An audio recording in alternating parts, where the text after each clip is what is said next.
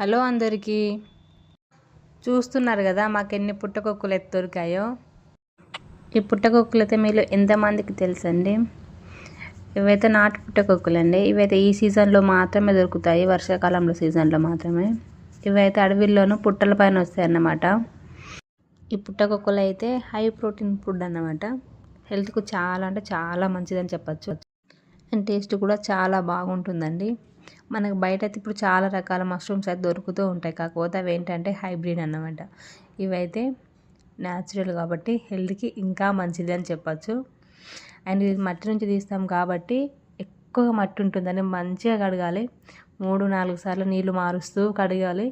అప్పుడు మంచిగా తెల్లగా వస్తాయి.